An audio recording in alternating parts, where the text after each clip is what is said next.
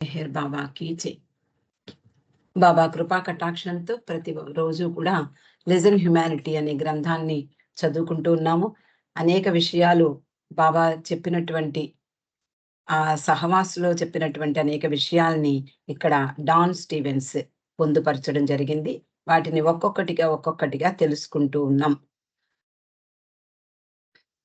నిన్నటి రోజున బాబా మన నిద్రావస్థ, అలాగే నిజంగా ఎప్పుడు మేల్కొంటాము, మనం మేల్కొన్నాము అనుకునేటటువంటి పరిస్థితి ఏమిటి, నిజంగా మేలుకొని ఉన్నామా లేదా ఇది భ్రాంతిలో ఒక కల మాత్రమేనా, ఈ విషయాలన్నీ కూడా మనకి చెప్తూ ఉన్నారు. మొత్తం ఈ సృష్టి అంతా కూడా మనసు యొక్క ఆలోచనల సయ్యాట. నీ మనసే నిన్ను బంధించేది, నీ మనసే నిన్ను విడుదల చేసేది కూడా. కాబట్టి నేను ఈ విషయాన్ని చెప్తున్నాను, నువ్వు వింటున్నావు. అంత మాత్రం చేత నువ్వు స్వేచ్ఛను అనుభవించలేకపోతున్నావు. ఎందుకు అంటే ద్వంద్వం యొక్క భ్రాంతిలో నిన్ను నీ మనసు బంధించి ఉంచడం వలన. అందువలన నేను చెప్పింది విని అర్థం చేసుకోవడమే మీ పని. అర్థం చేసుకున్నంత మాత్రాన భగవద్ అనుభవం కాదు అంటున్నారు. ఇక ఈ రోజు విషయంలోకొస్తే, ఈ సత్యాన్ని అనుభవించాలి అంటే నీవు నీ మనసును నిలిపివేసి దానిని సమూలంగా నాశనం చేయాలి. మనకందరికీ తెలుసు, మనసు ఉన్నంత సేపు భగవంతునికి మనకి మధ్య ఉన్నది అదొక్కటే. దాన్ని తొలగించి వేయడం చెప్పినంత సులభం కాదు. ఎంత గురువు అనుగ్రహం ఉన్నప్పటికీ కూడా ఆయన సమయం చూసి ఆ ముసుగును తొలగిస్తాడు. మనం సిద్ధంగా ఉన్నామా లేదా అనే విషయాన్ని ఆయన గ్రహించి సమయం వచ్చినప్పుడు వెంటనే ఒక క్షణంలో ఆ ముసుగును తొలగించగలిగినటువంటి శక్తి సంపన్నుడు సద్గురువులు లేదా అవతార పురుషుడు. బాబా ఏమంటున్నారు? సత్యానుభవం పొందాలి అంటే నీ మనసును నిలిపివేయాలి, సమూలంగా నాశనం చెయ్యాలి. అదే బాబా చేసినటువంటి మనోనాశ్. అప్పుడు మాత్రమే నా నిజ స్థితిని నువ్వు దర్శించగలవు. బాబా ఎవరై ఉన్నారో, నిజంగా ఎవరై ఉన్నారో ఆయన యొక్క నిజ స్థితిని మనం అప్పుడు గ్రహించగలము, అప్పుడు దర్శించగలం. అప్పుడు ఈ కనిపించేదంతా, మనము నిజము అనుకునేదంతా మాయమైపోతుంది. నిన్ను నీవు అనంతము, శాశ్వతమైన పరమాత్మగా తెలుసుకుంటావు. అప్పుడేమవుతుంది? మన అనుభవం ఎలా ఉంటుంది? నేనే శాశ్వతము, నేనే పరమాత్మను, అనంతమైనటువంటి వాణ్ణి నేనొక్కడినే అనేటటువంటిది అర్థమవుతుంది అని చెప్పి బాబా మధ్యాహ్న భోజన సమయం అయింది అని సూచించారు. అందరూ భోజనం చేసి కాసేపు విశ్రాంతి తీసుకుని మధ్యాహ్న సమయానికి సమావేశానికి ఉత్సాహంగా తిరిగి రండి, అంతేకాని నిద్ర కళతో రాకండి అని ముందరే హెచ్చరించాడు బాబా. తర్వాత బాబా తన ఆసనం మీద నుండి లేచి బయటికి వస్తున్నారు. అంతలో ఆయన దృష్టిని ఒక వ్యక్తి ఆకర్షించాడు. మామూలుగా సాధారణంగా మనం ముందు చదువుకున్నాం.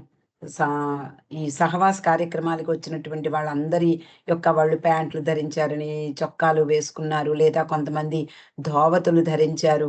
ఇలా మనం అన్ని విషయాలు తెలుసుకున్నాం. కానీ ఒక వ్యక్తి మాత్రం కాషాయ వస్త్రాల్ని ధరించట. అందువలన బాబా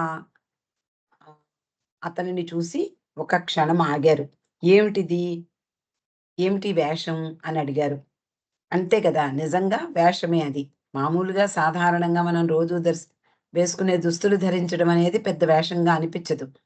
కానీ ఏదైనా మనకి అనుకోకుండా అందరిని ఆకట్టుకునే విధంగా ఏదైనా ఒక ఈ కలర్ అంటే ఒక కాషాయ వస్త్రాలని ధరించడము, లేకపోతే ప్యూర్ వైట్ ధరించడము, ఇలాంటివన్నీ కూడా అందరిలోనూ ప్రశ్నలు ఉదయించేలా చేస్తుంది మన వస్త్రధారణ.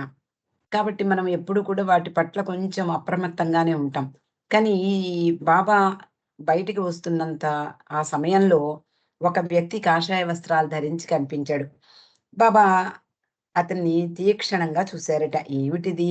ఏమిటి వేషం అన్నట్లుగా. అదే అడిగారు కూడా. ఇదేం వేషధారణ అని. అతడు ఈ సహవాస కార్యక్రమం కొరకే ప్రత్యేకంగా ధరించాను బాబా అని సమాధానమిచ్చాడు. అంటే నిజానికి బాబా డ్రెస్ కోడ్ ఏం పెట్టలేదు ఆ రోజుల్లో. ఒకవేళ నిజంగా డ్రెస్ కోడ్ పెట్టి ఉంటే ఎలా ఉండేదో మనకు తెలీదు గానీ, అంటే మొత్తం బాబా లవర్స్ అందరూ ఈ పాటికి అదే వస్త్రాలు ధరించి ఉండేవారు. కానీ బాబా మామూలు సాధారణమైనటువంటి సాధు సంతులకు సంబంధించిన ఆ స్థాయిలో ఉన్నటువంటి వాళ్ళు కారు. ఆయన ఉన్నతోన్నతుడు. ఆయన ఉన్నత స్థితిని తగినట్లుగా ఆయన ఆహ్, అన్నీ ఆయన వేషం కానీ, ఆయన భాష కానీ, ఇవన్నీ కూడా దానికి తగినట్లుగానే ఎంతో హుందాగా ఉంటాయి. కాబట్టి ఆయన సహవాసులకి రమ్మనమన్నప్పుడు మీరందరూ ఈ డ్రెస్ కోడ్ పాటించాలి అని ఎప్పుడు చెప్పలేదు. కానీ ఈయన మాత్రం ఈ సహవాస కార్యక్రమం కోసం ప్రత్యేకంగా ఈ దుస్తులు ధరించాను అని చెప్పడం జరిగింది. సరే బాబా కొంత సమయం ఆలోచిస్తున్నట్లు కనిపించారు. అప్పుడు అంటున్నారు, "ఈ రంగు అంటే మామూలుగా రంగు అద్దాలి అంటే బట్టను ఆ రంగు నీళ్ళల్లో ముంచుతాం. కానీ ఆ రంగు నీళ్ళల్లో ముంచినంత మాత్రాన మనకి వైరాగ్యం అబ్బుతుందా? బట్టకి రంగు అంటుతుందే తప్ప మన మనస్సు అలాగే ఉంటుంది. ఆహ్, హృదయము అలాగే ఉంటుంది. అది ఎక్కడికి మారదు. ఏమైనా చెదరదు. కాబట్టి వైరాగ్యం హృదయానికి ఆపాదించాలి. దాని రంగును, ఆకృతిని మనం ధరించే వస్త్రాలకు కాదు" అని సూచిస్తూ ముందుకు సాగిపోయారు. కొంతమంది సహవాసీయులు భోజనం చేసి వెంటనే లోపలికి వచ్చేశారు. వారిలో ఒక పార్సీ యువకుడు ఒక చిన్న హార్మోనియం వాయిస్తూ పాడసాగాడు. ఆనాటి మధ్యాహ్న సమయంలో భక్తి సంగీతం అక్కడంతా కూడా వాతావరణం అంతా కూడా మారిపోయింది. మొత్తం ఆ ప్రాంతం అంతా కూడా భక్తి సంగీతంలో ఓలలాడసాగింది. మెల్లమెల్లగా ఒకరి తర్వాత ఒకరు ఆసక్తిగా ఆ ప్రదేశానికి చేరుకుంటారు. ఇప్పుడు మనం కూడా చూడండి సెంటర్‌లలో కానీ, ఆన్‌లైన్ సహవాసుల్లో కానీ ఎప్పుడూ కూడా సంకీర్తనలకి ప్రాధాన్యత ఇస్తూ ఉంటాం.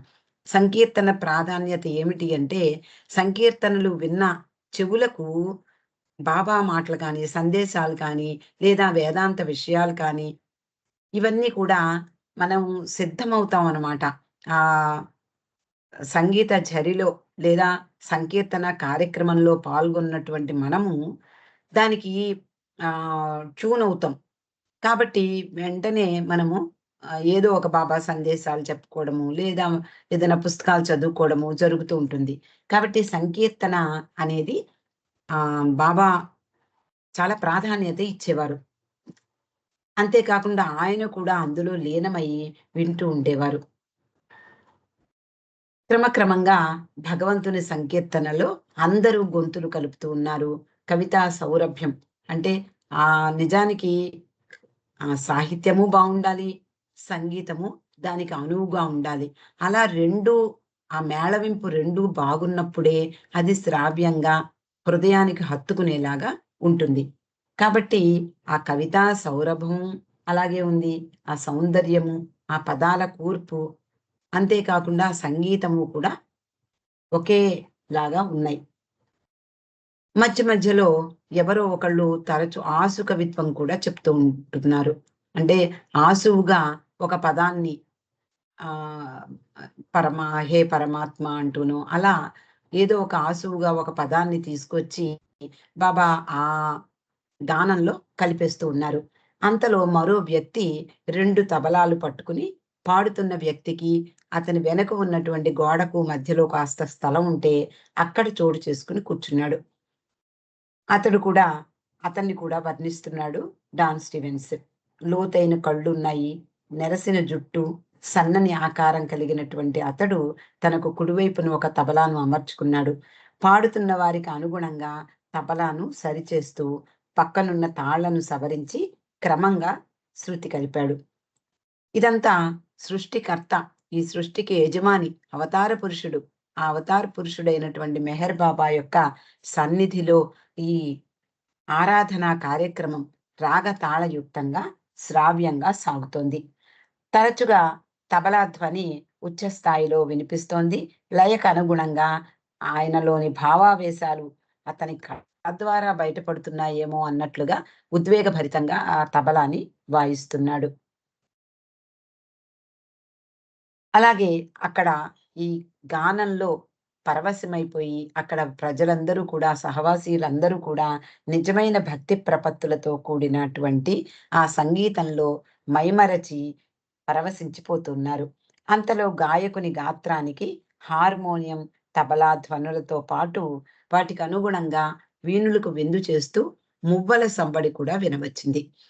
గానం చేస్తున్న వాని కుడివైపుకు చేరి ఒక వృద్ధుడు సన్నని ఇనుప కడ్డీకి చుట్టినటువంటి మువ్వలను మోగించసాగాడు. వయసులో పెద్దవాడైన ఆ వ్యక్తి తెల్లని పొడవైన జుట్టు, గెడ్డం కలిగి ఉన్నాడు. మరో వ్యక్తి వచ్చి వారికి తోడై ప్రభువు వైభవాన్ని కీర్తిస్తూ పాటను ప్రారంభించాడు. శ్రోతలు భక్తి పారవస్యంతో తన్మయులై 2 చేతులతోనూ భజన చేస్తూ ఉన్నారు. అలా అక్కడి వాతావరణం అంతా కూడా మంద్ర స్థాయిలో, ఒక్కొక్కప్పుడు పై స్థాయిలో కూడా మధురంగా సాగుతోంది. ఆ సమయంలో బాబా మెల్లగా లోపలికి వచ్చారు. బాబా రాకను చూసి పాడుతున్నటువంటి గాయకుడు తను పాడుతున్నటువంటి గీతాన్ని ఆపివేస్తూ తల పైకెత్తి చూశాడు. బాబా అలా లేదు, ఆపద్దు, పాడడం కొనసాగించు అని సైగ చేశారు. తిరిగి పాట ప్రారంభమైంది. బాబా ఆ పాటను ప్రశంసిస్తూ లయకు అనుగుణంగా తాళం వేయసాగారు. మనమందరం కూడా బాబా ఫిల్మ్స్‌లో చూస్తూ ఉంటాం. ఒక ప్రక్కన ఆహ్, కవ్వాలీలో, గజల్సో పాడుతూ ఉంటారు. ఆ సమయంలో బాబా తన 2 చేతుల వేళ్ళను కదిలిస్తూ, దానికి అనుగుణంగా తాళం వేస్తూ, తలను ఆనందంగా ఇటు అటు ఊపడం మనం చూస్తూ ఉంటాం. అలా ఇక్కడ కూడా బాబా తలను ఊపుతూ ఆ భావాలకు అనుగుణంగా దాన్ని అనుభూతి పొందుతూ ఉన్నారా అన్నట్లుగా కనిపించింది. ఆ పాట పూర్తయింది. తర్వాత ఆ గాయక బృందం ఆసువుగా అప్పటికప్పుడు బాబా కాలి వేలిని ఉద్దేశించి పాడసాగారు. నిజానికి కాలి వేలు అనేటప్పటికల్లా అది దానికంత ప్రాధాన్యత ఇవ్వరు. సాధారణంగా ముఖ కమలం ఇలా ఉంది, లేకపోతే ముఖం తేజోవంతంగా విలసిల్లుతోంది, లేదా కళ్ళు ఇంత కలువరేఖల్లా ఉన్నాయి. ఇలా మొత్తం శరీరంలో ఉన్న భాగాలన్నీ కూడా వర్ణనాంశాలుగా మారుతూ ఉంటాయి. ఒక్కొక్కప్పుడు భక్తి పారవస్యంలో ఆహ్, ఈ సాహిత్యాన్ని రచించే వాళ్ళందరికీ కూడా ప్రతీదీ ఆ కథా వస్తువుగానే ఉంటుంది. కానీ ఇక్కడ అనుకోకుండా ఆసువుగా బాబా కాలి వేలు గురించి సంకీర్తన చేస్తున్నాడు ఆ వ్యక్తి. ప్రభువు దేహంలోని ఈ చిన్ని భాగం కూడా వారికి వర్ణనాంశంగా మారిపోయింది. ఆత్మలోని భావాలను వర్ణించే ప్రయత్నంలో పదాలు, రాగం, లయ ఒకదానిని మించి ఒకటి సాగుతోంది. మధ్య మధ్య హార్మోనియం ఆగిపోయినా పాట సాగిపోతోంది. ప్రభువు కాలివేలి గురించి పొంగిన భావావేశం అనే అనంత సాగరంలో ఇంక తాగడానికి మీకేం మిగల్లేదు, అంతా బానే ఉంది అన్నట్లుగా బాబా తన 2 చేతులతోనూ అంటే తన 2 చేతులు ఈ పైకెత్తి ఇక దానికి ఆపు చేశారు. అంటే ఆ సంగీతాన్ని ఆపు చేశారు. తర్వాత బాబా కోహియార్ అనే వ్యక్తిని పిలిచారు. బనాం ఈ యజ్దాన్ అంటే భగవంతుని నామం. నీ గొంతులో శ్రావ్యంగా పాడు అని ఆదేశించారు. అతని గొంతులో ఆ మాధుర్యంతో ఆ ప్రదేశమంతా కూడా నిండిపోయింది. ఎంతో శ్రావ్యంగా అతడు ఆ భగవన్నామాన్ని జపిస్తూ ఉన్నాడు.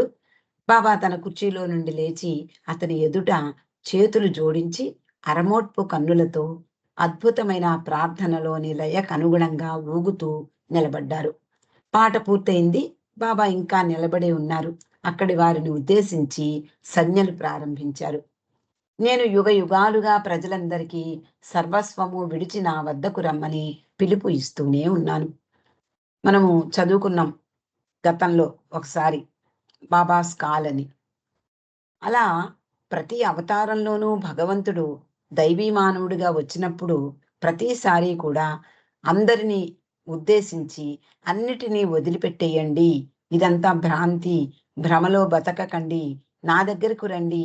నా చెంతకు రండి. నా దగ్గరకు వస్తే మిమ్మల్ని నేను అలవోకగా భగవంతునిగా మార్చగలను అంటూ ప్రతి అవతారంలోనూ పిలుపునిస్తూనే ఉన్నాను అంటూ బాబా చెప్తున్నారు.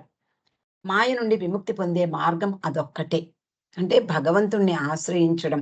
ముఖ్యంగా మన మధ్య నివసించేటటువంటి జీవించడానికి వచ్చినటువంటి అవతార పురుషుణ్ణి ఆశ్రయించడం మరింతగా ప్రభావవంతమైనది. కాబట్టి ఆయన పిలుపు ఎప్పుడూ వినిపిస్తూనే ఉంటుందట. కాబట్టే ఇప్పుడు కూడా మనము చాలా మంది కొత్త వాళ్ళు కూడా బాబా దగ్గరికి అవ్వడానికి కారణం ఏమిటి అంటే, ఆయన పిలుపు అలా ఎప్పుడూ ప్రతిధ్వనిస్తూనే ఉంటుంది. అది ఎప్పుడూ వమ్ముపోదు. ఆయన వచ్చినటువంటి పిలుపు అవతార కాలమంతా కూడా ప్రతిధ్వనిస్తూనే ఉంటుంది. కాబట్టి ఎంతోమంది ఆ పిలుపుని విని బాబా పట్ల ఆకర్షితులైనటువంటి వాళ్ళు ఇప్పుడు మనం చూస్తూ ఉన్నాం. బాబా అంటున్నారు, మాయ నుండి విముక్తి పొందే మార్గం అదొక్కటే. మనం ఎప్పుడూ ప్రస్తుతంలోనే జీవిస్తాం. మనమంతా బాల్యం నుండి వార్ధక్యం వరకు వర్తమానంలోనే ఉంటాం. ఈరోజు పరిస్థితి, గతంలో ఎన్నో జరుగుతాయి. ఆలోచనలు వస్తూనే ఉంటాయి. వాటి గురించి కూడా మాట్లాడుకుంటూనే ఉంటాము. కానీ జీవించేదెక్కడా? గతంలో కాదు, ప్రస్తుతంలోనే. గతం ఉండదు కాబట్టి దానిని విస్మరిస్తాం. ఎప్పుడూ ఉండేది శాశ్వత వర్తమానమే. గొప్ప గొప్ప యోగులందరూ శాశ్వతత్వంపై పట్టు సాధించడంలో విఫలత చెందుతూ ఉంటారు. యోగ యోగాభ్యాసాలు అంటే యోగా సాధనలు చేసేవాళ్ళు కానివ్వండి, తపస్సులు చేసేవాళ్ళు వాళ్ళు కానివ్వండి, అలాగే ఉన్నత భూమికల్లో ఉన్న వాళ్ళు కానివ్వండి, ఎవరైనా ఈ శాశ్వతమైనటువంటి స్థానాన్ని సంపాదించందే వాళ్ళకి దాని మీద ఆ స్థాయి మీద పట్టు ఉండదు. బాబా అంటున్నారు, హైదరాబాద్‌లో ఒక గొప్ప సాధువు ఉన్నాడు. అతనికి అనుచర గణం అనేక వేల మంది ఉన్నారంటే వేలాది మంది ఉన్నారు. కానీ ఆ సాధువు ఇంకనూ సత్యానుభవం సంపాదించవలసిందే. అంటే ఎంతమంది అనుయాయులున్నా, ఎంతమంది ఆయనను అనుసరించే వాళ్ళున్నా చూడండి, మనకిప్పుడు అనేక మంది గురువులుగా తారసపడుతూ ఉంటారు. ప్రవచనకారులుంటారు. వాళ్ళ ఫ్యాన్స్ ఎంతోమంది ఉంటారు. వాళ్ళని ఆహ్, ఎప్పుడు అనుసరించే వాళ్ళు కూడా అనేక మంది ఉంటారు. ఎంతమంది ఉన్నా కూడా, ఎంతటి ఏ స్థాయిలో ఉన్నా కూడా, ఎంతగా భగవంతుడి గురించి చెప్తున్నా కూడా, వాళ్ళ యొక్క అంటే వాళ్ళ యొక్క ధారణ, లేకపోతే వాళ్ళ జ్ఞాపక శక్తి, ఇవన్నీ కూడా ఎంతో గొప్పవిగా ఉంటాయి. అయినా కూడా వాళ్ళు కూడా భగవదనుభవాన్ని పొందాల్సిందే. ఇంకా పొందవలసి ఉంటుంది. నిజానికి భగవత్ సాక్షాత్కారం పొందిన వారిని ఎవరూ గుర్తించలేరు. వాళ్ళు భగవంతుని యొక్క నిజ దర్శనం పొందినటువంటి వాళ్ళు మనలాగే మన మధ్యనే ఉంటారు. కానీ వాళ్ళని మనము ప్రత్యేకంగా అంటే వాళ్ళకేది ఏ రకంగాను వాళ్ళకి ఆ లక్షణాలేవి ఉండవు. మనకు కనిపించే లక్షణాలేవి. కానీ హృదయం ఎప్పుడూ ఆ భగవంతుని అనుభూతి పొందుతూనే ఉంటుంది. ఇలా చెప్పి బాబా కూర్చున్నారట. సాధారణంగా బాబా ఒక విషయం నుండి మరో విషయానికి మరలిపోతూ ఉంటారు. ఆ మరలిపోయే ముందు కొన్ని క్షణాలు మాత్రం ఆగుతారు. అలా కొన్ని క్షణాలు పరధ్యానంలో ఉండి తిరిగి ఆయన మౌన భాషణ ప్రారంభించారు. మౌన భాషణ అంటే చేతి సైగలతో భాషిస్తూ ఉండగా ఇరిచి దానికి ఇంగ్లీష్‌లో అనువదించడం అనేది జరుగుతోంది. ఆయన చేతి సంజ్ఞలకు ఆయన చేతి సంజ్ఞలకు ఎరిచి ఏం చేస్తున్నట్ట, అందాల పదాలను తొడుగుతున్నాడు. అంతే కదా! ఆయన చేతి సైగలు మనలాంటి వాళ్ళకెవరికీ అర్థం కావు. అక్కడ ఉన్నటువంటి వాళ్ళకెవరికీ అర్థం కావు. ఇరిచి మాత్రం వాటికి అందమైనటువంటి తొడుగులు అంటే పదాల తోటి తొడుగులు తయారు చేసి, ఆ పదాల వాటిని బయటికి వ్యక్తీకరిస్తుంటే బాబా యొక్క భావాలు అక్కడ వాళ్ళందరికీ కూడా అర్థమవుతూ ఉన్నాయి. బాబా అంటున్నారు, వినడం అర్థం చేసుకోవడంతో సమానం కాదు. ఇప్పుడు మనమందరం కూడా బాబా విషయాలు వింటూనే ఉన్నాం. మనం ఎంతవరకు అర్థం గలుగుతున్నాము అంటే చిన్న ప్రశ్నే అది. కాబట్టి వినడము అనేది అర్థం చేసుకోవడంతో సమానం కాదు. అర్థం చేసుకోవడం గ్రహించడంతో సరితూగదు. ఈ అర్థం చేసుకున్నాము అని అంటే పదాల యొక్క అర్థం మనకు తెలుస్తుంది కానీ, బాబా యొక్క భావం అనేది మనం గ్రహించలేం. కానీ అర్థం చేసుకోవడం ఒక ఎత్తైతే, మళ్ళీ దాన్ని గ్రహించడం మరో ఎత్తు. గ్రహించినంత మాత్రాన ప్రత్యక్ష దర్శనం, అనుభవం పొందజాలరు. ఆ అనుభవం భగవదనుభవం. అంటే ఆహ్, అలాంటి అనుభవం భగవదనుభవం పొందడానికి సరిపోదు. అంటే ఎంత విన్నా, ఎన్ని చదువుకున్నా ముఖ్యంగా మనకు కావాల్సిందేమిటి? భగవద్ అనుభవం. దానికి ఇవన్నీ కూడా చిన్న చిన్న మార్గాలుగా మనం ఎంచుకుంటూ ఉన్నాం. ఎందుకు అంటే ఈ కాసేపు బాబా యొక్క స్మరణలో ఉండడము, బాబా యొక్క చెప్పినటువంటి విషయాలను అంటే ఆకళింపు చేసుకునేందుకు ఆహ్, ప్రయత్నించడము. వీటితో మనము కొంత కాలం కాలాన్ని సద్వినియోగం చేసుకుంటూ ఉన్నాం. కాబట్టి మీరు విన్నంత మాత్రాన అర్థం చేసుకోవడంతో సమానం కాదు. అర్థం చేసుకుంటే దాన్ని గ్రహించడంతో సరితూగదు. గ్రహించినంత మాత్రాన ప్రత్యక్ష దర్శనం, అనుభవం పొందజాలరు. ఆ అనుభవం భగవదనుభవం పొందడానికి సరిపోదు. భగవదనుభవం పొందాలి అంటే ఇందాక మనం చెప్పుకున్నట్లుగా మనస్సు నాశనం అవ్వాలి. పూర్తిగా అది లేకుండా పోవాలి. అంటే మనకున్నటువంటి అంటే యుగాలుగా పోగు చేసుకున్నటువంటి సంస్కారాల యొక్క క్షయం కావాలి. భగవదనుభవం అంటే ఏమిటో బాబా చెప్తున్నారు. భగవదనుభవం అంటే ఏమిటి? భగవంతుడే అయిపోవడం.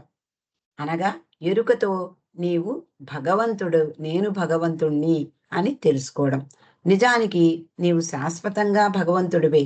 కానీ ఆ విషయం నీకు తెలియదు. భగవంతుడు మానవునిగా అవతరించినప్పుడు నిన్ను నీవెందుకు భగవంతుడవని ఎరుగవో అతనికి పూర్తిగా అర్థమవుతుంది. ఎవరికి అర్థమవుతుందిట?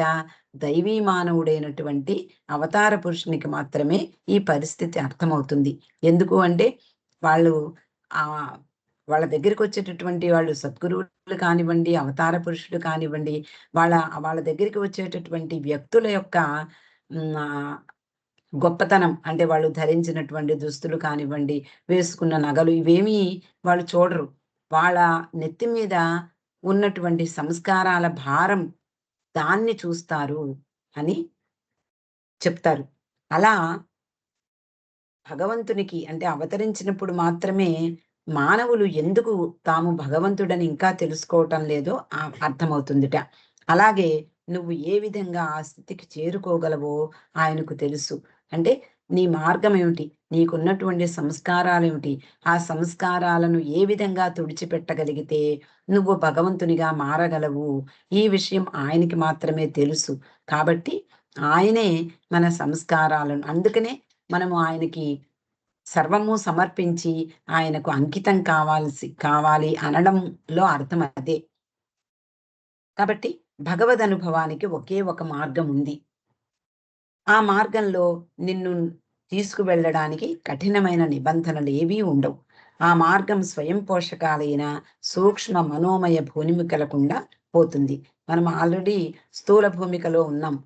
తర్వాత సూక్ష్మ మనోమయ భూమికల గుండా సాగిపోవాలి. అది ఆ మార్గం భగవంతుని చేరే మార్గం సాగిపోతూ ఉంటుంది. ఇవి అనేకానేక నక్షత్ర మండలాలు, సూర్యులు, చంద్రులు, భూమితో సహా అనేక ప్రపంచాలు గల స్థూల ప్రపంచానికి పైన ఉన్నాయి. పైన అంటే ఆకాశంలో కాదు, మానసిక స్థితులు ఇవన్నీ. మన మానసిక స్థితిలో ఎప్పుడైతే స్థూల భూమిక నుండి మనం బయటపడ్డామో, అంటే స్థూల భూమికలో అన్ని అనుభవాలు పొంది, అన్ని అనుభవాలను ఆహ్, పూర్తిగా క్షయం చేసుకుని అంటే స్థూల సంస్కారాలను పూర్తిగా తుడిచిపెట్టుకుని, ఎప్పుడైతే సూక్ష్మ భూమికల్లోకి ప్రవేశించామో, అప్పుడు అంటే ఇదంతా కూడా మనసు అనుభూతి పొందేటటువంటి అనుభవాలే ఇవన్నీ కూడా. తర్వాత సూక్ష్మ ప్రపంచము, తర్వాత మానసిక ప్రపంచము. ఈ ప్రపంచాల్లో ఆయా శరీరాలతో, ఆయా సంస్కారాలను మళ్ళీ అనుభూతి పొందడము. ఆ తర్వాత నెమ్మదిగా వాటిని క్షయం చేసుకోవడము. తర్వాత మానసిక భూమికలోకి ఎంటర్ అవ్వడము. అంటే ఇదంతా కూడా మన ఆంతరిక ప్రయాణం. మన హృదయంలో, మన మనసును నాశనం చేసుకునేటటువంటి ప్రక్రియ అన్నమాట ఇదంతా కూడా. మన హృదయంలో లోలోపల ప్రయాణం ఇదంతా కూడా ఆంతరంగిక ప్రయాణం. ఈ మార్గానికి నిన్ను తీసుకువచ్చిన విధానం ఏదైతే ఉందో అదే నీకు సరిగ్గా సరిపోతుంది. ఇప్పుడు మనం బాబాని అంటిపెట్టుకుని ఉన్నాం. అంటిపెట్టుకుని ఉన్నప్పుడు బాబా యొక్క ఇచ్ఛ, బాబా యొక్క మై విష్ ఇలాంటివన్నీ మనము ఆచరణయుక్తంగా మనం వాటిని అవగతం చేసుకుంటూ వాటిని ఆచరించామనుకోండి, అదే మనకి సరైనటువంటి మార్గం అవుతుంది. కొంతమంది భక్తితో కీర్తనలు రచిస్తూ ఉంటారు. అది వాళ్ళకి మార్గం అవుతుంది. అలా ఎవరి మార్గం వాళ్ళు వాళ్ళకి సరిపోయే మార్గం మనకి అంటే వాళ్ళకి అంటే ఆ సమయం వచ్చినప్పుడు ఆ మార్గం మనకి అందుబాటులోకొస్తుంది. కాబట్టి అదే నీకు సరిగ్గా సరిపోయేది. అదే నీకు శ్రేష్టమైనది. అది నీ మనసు యొక్క సహజమైన లొంగుబాటుతో ఏకమై హృదయపూర్వకంగా ఆచరణలో పెట్టగల శక్తినిస్తుందిట. ఆ మార్గమే. అంటే మనసును లొంగదీసుకొని అంటే సహజంగా లొంగదీసుకోవడం. ధ్యానముంది. ఆ ధ్యానంలో మనసుని బలవంతంగా లొంగదీసుకోవడం జరుగుతుంది. ఇక్కడ అది కరెక్ట్‌గా బాబా ఎంత స్పష్టంగా చెప్తున్నారు అంటే, ప్రతి పదము కూడా ఆహ్, ఆచితూచి అంటే దానికి సరియైనటువంటి పదాన్ని వచ్చే వరకు బాబా ఎరుచని కూడా ఊరుకునేవారు కాదు. ఆ పదం రాకపోతే కాదు, ఈ పదం అంటూ ఆ పదం వచ్చే వరకు వాళ్ళని సతాయించేవారు. అలా ఇక్కడ సహజంగా మనసుని లొంగదీసుకోవడం, ఆ హృదయపూర్వకంగా వాటిని ఆచరణలో పెట్టగల శక్తినిస్తుందట. మంచి పరుగు పెట్టగల ఆటగాడుంటాడు. అతనికి పోటీ యందు ఆసక్తి లేకపోతే ఆటలో గెలవలేడు. మనకి ఆధ్యాత్మికంగా అనేక ఆహ్, గ్రంథాలు చదివిన వాళ్ళుంటారు. భగవంతుడిని గురించి తెలుసుకున్న వాళ్ళు కూడా ఉంటారు.